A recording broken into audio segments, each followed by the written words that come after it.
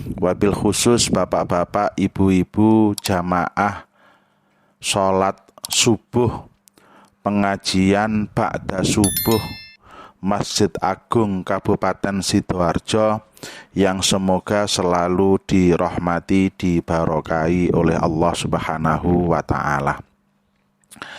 Ibu bapak, melanjutkan ngaji kita sudah sampai hadis nomor 9.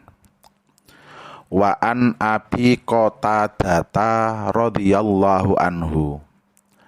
Lan yo hadis diriwayataken saking Abi Qatadah radhiyallahu anhu.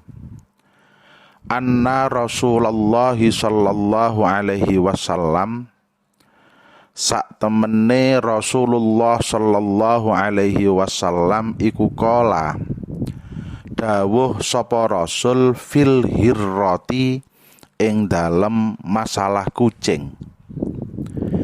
Innaha sak temene al hirrah iku laisa ora ana apa al hirrah, ora ana iku binajisin kelawan najis. Innama hiya angin pestine utawi al hirrah iku minat tawafina, setengah saking kewan kang lulut kabeh, fikum ing dalem sira kabeh. Akhraja ngetokaken hu ing hadis sapa al arbaatu imam papat. Sudah kita bahas nggih al arbaah. Wa shahhaha lan nyohahaken hu ing hadis sapa at-Tirmidzi Imam at-Tirmidzi wa Ibnu Khuzaimah lan Ibnu Khuzaimah. Kita terjemah bahasa Indonesianya. Hadis nomor 9 dari Abu Qatadah radhiyallahu an, bahwa Rasulullah sallallahu alaihi wasallam bersabda sehubungan dengan hewan kucing, sesungguhnya kucing tidak najis karena ia termasuk hewan yang jinak terhadap kalian. Disebut oleh Al-Arba'ah, dinilai sahih oleh At-Tirmidzi dan Ibnu Khuzaimah. Ini terjemahan hadis. Sekarang makna luasnya hadis ini adalah kucing tidak termasuk hewan yang najis tubuhnya karena ilat dharurat, yaitu kucing seringkali keluar masuk rumah sehingga sukar menjaga bejana, pakaian dan lain-lain dari ulah kucing itu. Karena hal tersebut syariat menjadikannya sebagai hewan yang suci karena sangat sulit menghindari. Di samping itu merupakan salah satu bentuk belas kasihan Allah kepada hamba-hambanya. Jadi mohon maaf kaum muslimin, ada beberapa keterangan bahwasannya memang ya kalau kucing jelas ini sahih ya. Seperti anjing dan seperti babi itu kenapa dinajiskan? Ada, mohon maaf ada ya, salah satu keterangan, tidak mutlak. Tetapi ada yang mengatakan bahwasannya memang itu sebagai ujian bagi manusia. Anjing itu katanya apa ya?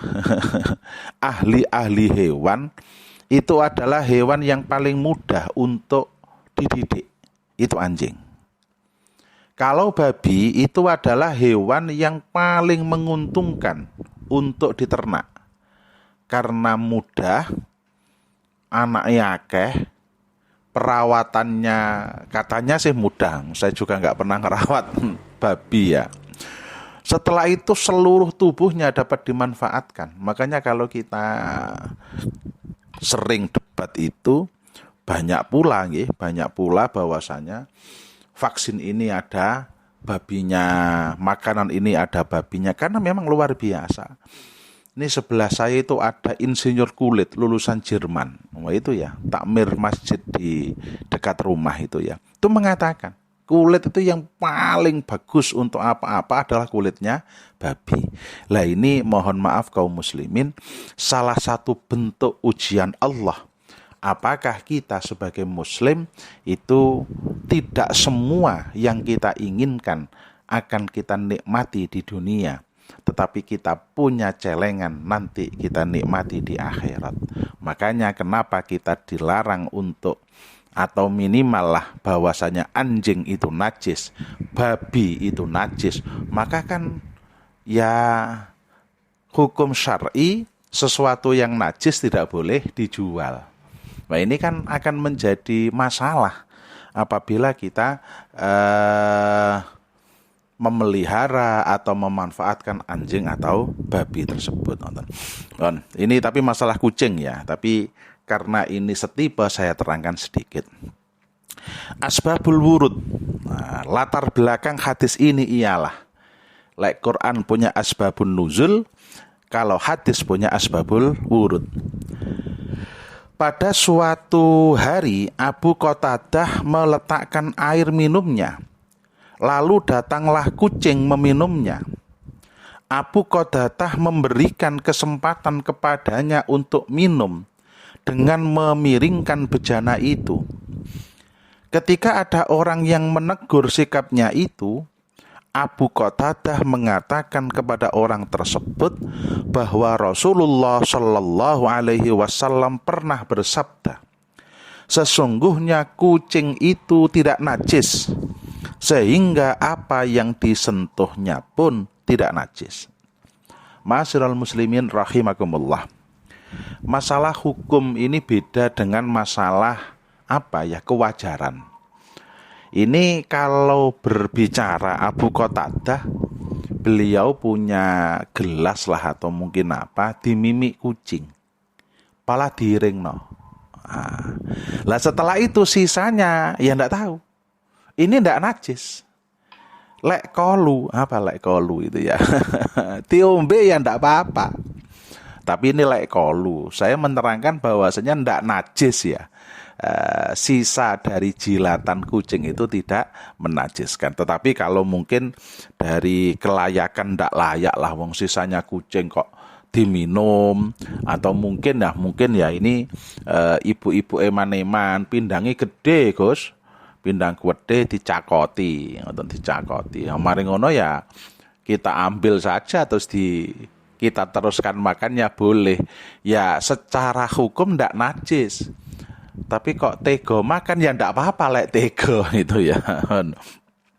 Fikih hadis yang pertama, orang yang tidak mengetahui suatu hukum dianjurkan untuk menanyakannya kepada orang yang alim. Jelas ya, karena ndak tahu hukum ya sebaiknya kita bertanya kepada orang yang alim yang lebih tahu. Dua, anjuran supaya berbelas kasihan kepada hewan. Jadi ndak kejem gitu ya pada hewan ya. Dulu saya masih kecil itu ingat ya, arek-arek yang memang arek-arek cek nakal-nakal. Jadi tikus itu lek kecekel ditaleni dengan gombal atau kain gitu, dikei minyak gas. Dulu kan minyak gas ya. Dibong, masya Allah, kok cek kedeme itu ya, ndak boleh. Yang ketiga, kucing adalah binatang yang suci. Begitu pula dengan bekas jilatannya, jadi tidak najis. Yang keempat, jika terdapat najis pada mulut kucing, maka hukumnya najis karena adanya benda najis yang melekat pada anggota tubuhnya atau mutanajis namanya. Tetapi najis itu bersifat mutanajis dan ia menjadi suci apabila pergi meninggalkan tempat orang yang bersangkutan atau telah berlalu beberapa waktu sejenak ia terkena najis. Ma'asyiral muslimin rahimakumullah. Ini begini, ada pertanyaan yang menarik. Oke, kucing itu suci. Lah tapi kucing itu mari makan tikus. Lah tikus itu kan ada darahnya. Darahnya tikus berhukum najis. Maka kan mulutnya kucing itu kan najis. Dan insya Allah para jamaah juga belum tahu ada kucing cuci mulut, apalagi gosok gigi. Gitu ya, gosok gigi. Tapi begini kaum muslimin, secara fikih, apabila mungkin ya ada kucing mari makan tikus, ada kucing kena kotoran ayam gitu ya, kena kotoran ya yang najis lah pokoknya. Setelah itu kucing itu menghilang, kita tidak tahu. Setelah kembali, ya mulutnya sudah bersih, kakinya ya bersih, tidak ada bercaknya apa-apa, maka itu dianggap sudah suci.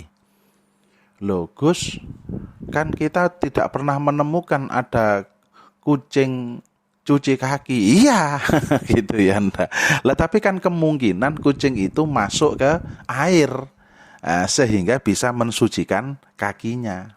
Atau kemungkinan juga kucing itu menjilat-jilat, dia minum menjilat-jilat di air sehingga mulutnya suci. Nah ini memang hukumnya tidak seperti manusia ya. Ini hukumnya secara fikih demikian.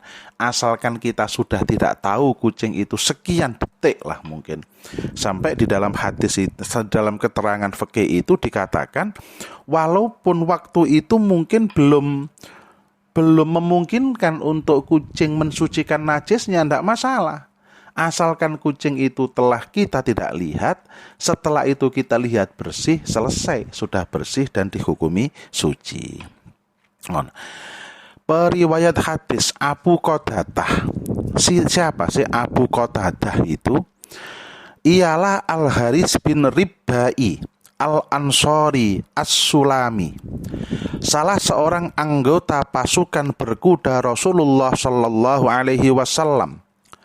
Beliau turut serta dalam perang Uhud dan peperangan yang lainnya yang telah meriwayatkan sebanyak 170 hadis.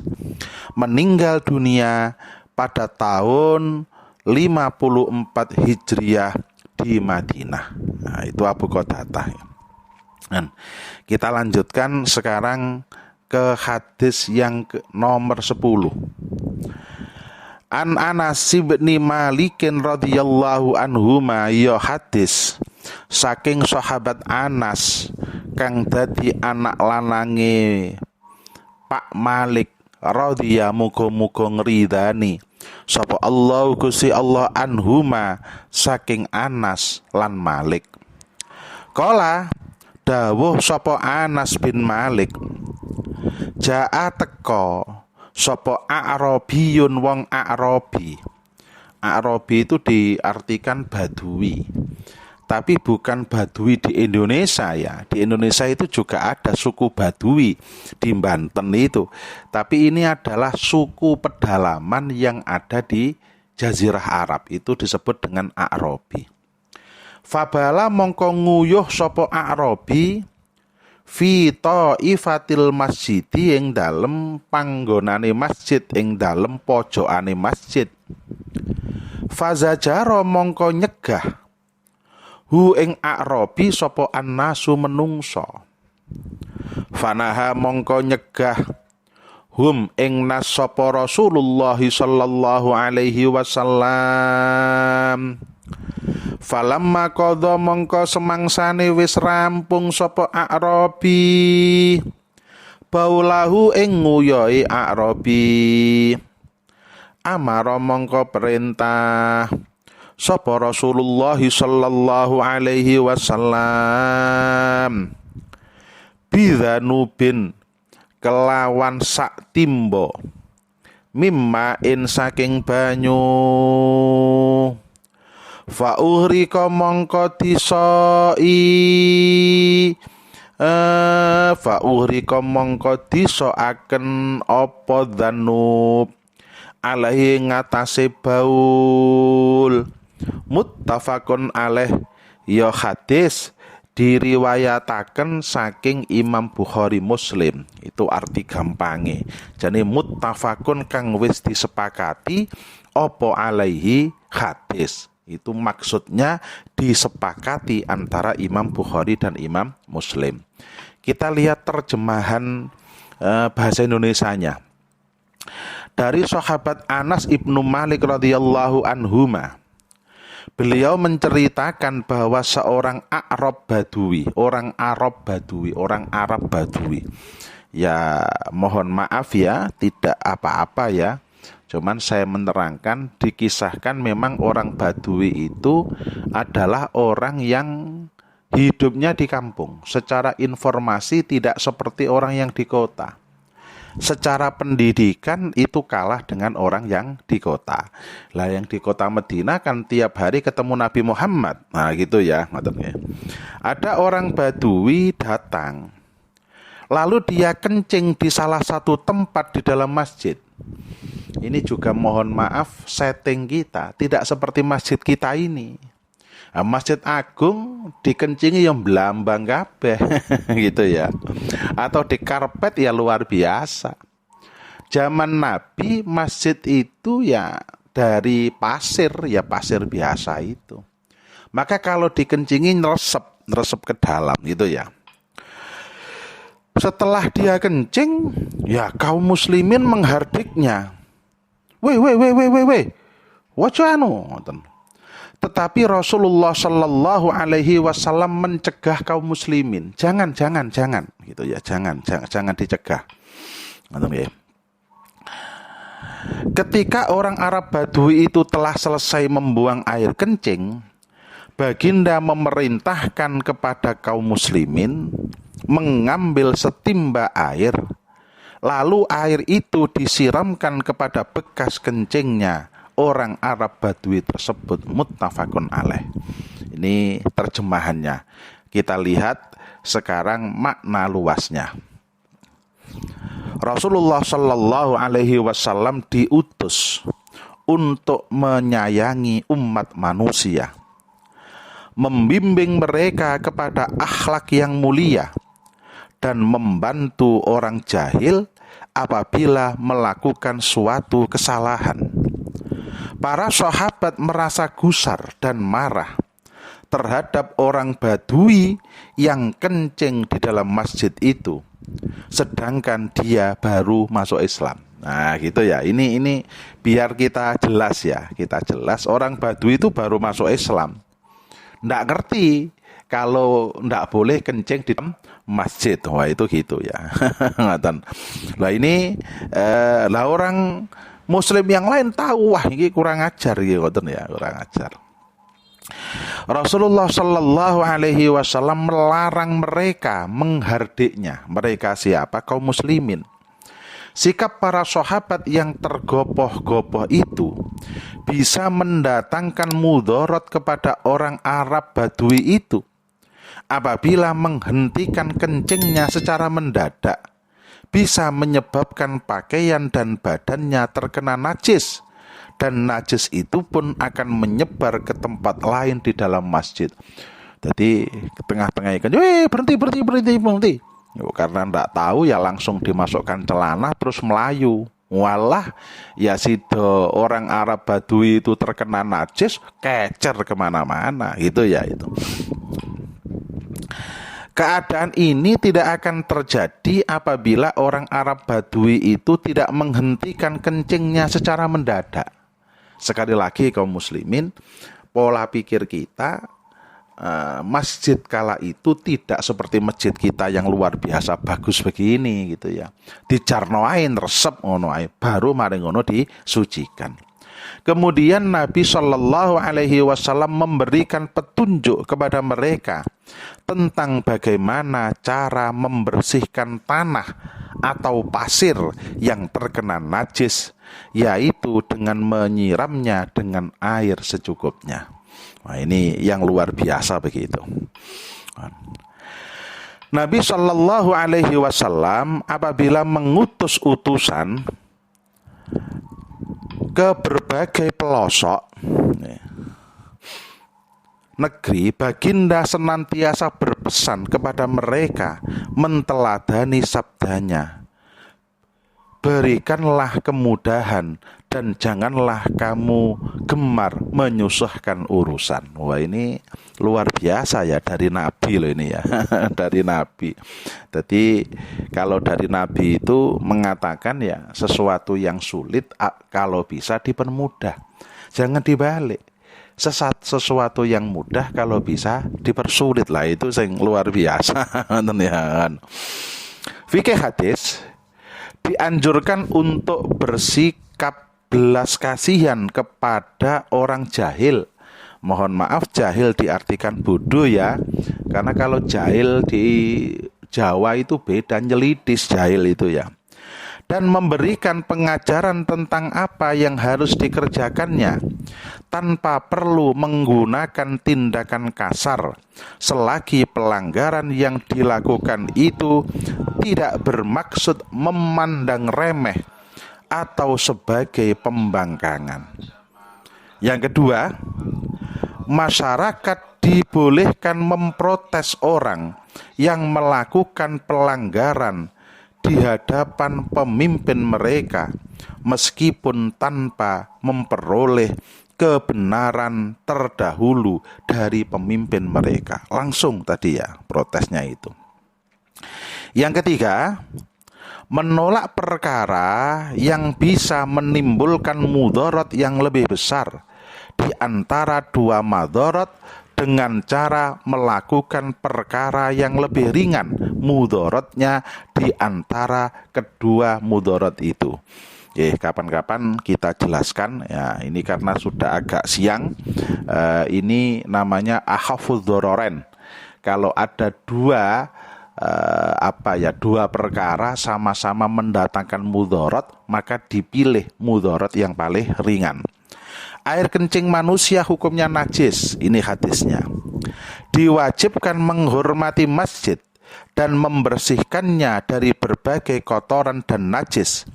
Ini telah dilakukan oleh para sahabat dan karenanya mereka segera menghardik lelaki Badui itu. Dianjurkan segera menghilangkan perkara-perkara yang bisa mendatangkan kerusakan dan bahaya selagi tidak ada halangan untuk melaksanakannya. Karena Rasulullah Shallallahu Alaihi Wasallam telah menyuruh mereka supaya menuangkan setimba air ke tempat bekas kencingnya setelah lelaki Badui itu selesai kencing. Kadang-kadang begini kaum muslimin, kita itu melakukan sesuatu yang kurang bagus, tapi kurang ada efek manfaatnya. Ya kalau di Sidoarjo sih mungkin kota ya, jadi jarang ada sesuatu yang kalau di rumah saya itu desa, Pak. Mayoritas semua orang itu punya ayam. Wah, masjidnya itu lek ditutup ya ndak pantes, lek dibuka kadang-kadang diteleki ayam. Lawang masjid anak teleki ayam itu muter golek kapur. Setelah ketemu kapurnya dibunteri, ditulisi awas najis, kotoran ayam. Lah ini manfaat boleh. Tapi ya kalaulah itu ndak usah golek kapur ya, golek kapur. Kalau di rumah saya itu cari sepet. Sepet itu bungkusnya kelapa itu loh Pak, ngertos lah ngono sepet. Cari sepet, diambil, setelah itu dilap sama kain yang basah, hilang rasanya, warnanya, baunya, siram air sedikit, suci. Lah daripada golek kapur, setelah itu bunteri, ditulis najis, ya tetap najis gitu loh ya, itu begitu maksudnya begitu. Yang ketujuh, tanah yang terkena najis menjadi suci apabila telah disiram dengan air menurut jumhuril ulama. Namun menurut madhab Hanafi, tanah yang terkena najis menjadi suci setelah tanah itu kering. Nah ini biasa ada khilaf di dalam fikih, itu kita sikapi. Jadi kalau Imam Hanafi itu lebih ringan. Jadi tanah itu kena najis kering suci. Tetapi jumhurul ulama mengatakan bahwasanya bisa suci lek wis mari disiram. Makanya begini Pak, tanah itu pada prinsipnya berhukumnya suci. Mutanajis kalau kena najis, kena kotoran dan lain sebagainya. Tetapi pada hakikatnya dia suci. Tapi fatwa ini harus betul-betul hati-hati. Lah ini masjid kita, Masjid Agung mari dipel rewesi. Orang mari dolan di alun-alun sana, setelah itu ndak pakai sandal, ndak pakai apa, masuk masjid. Mari dipel yang ngecap kabeh begitu. Diseneni loh, kata Gus Imam bahwasanya tanah itu suci. Ya suci Kang. Lah tapi ya kotor itu, ketek tenan gundule begitu ya. Itu ya. Jadi membedakan itu. Periwayat hadis Anas ibnu Malik bin Nadr Al-Ansari An-Najjari, pembantu Nabi Shallallahu Alaihi Wasallam selama 10 tahun. Beliau turut serta dalam perang Badar dan meriwayatkan sebanyak 1286 hadis. Meninggal dunia di Basrah pada tahun 90 Hijriah. Usianya mencapai 100 tahun lebih dan merupakan orang yang paling akhir meninggal dunia di Basrah. Ini dari kalangan sahabat.